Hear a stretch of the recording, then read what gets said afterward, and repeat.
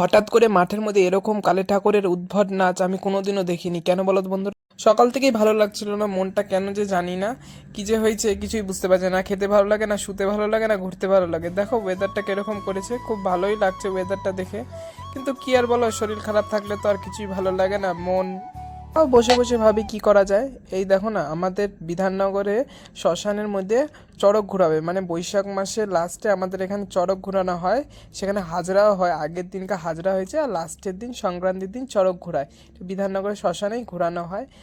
গেল বছর চড়ক মেলাতে আমি আসতে পারিনি কিছু কারণের জন্য, কিন্তু এই বছর ভাবছিলাম যাবো।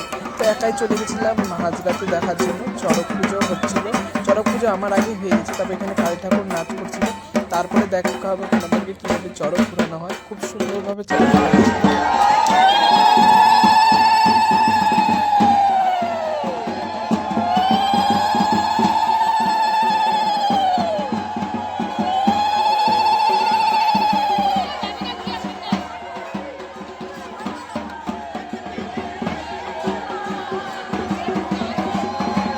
আশা করি তোমরা সবাই চড়ক ঘোরানোটা দেখবে, আর এইভাবেই ঠাকুর যেন তোমাদের সকলের মঙ্গল করে, এটাই আমি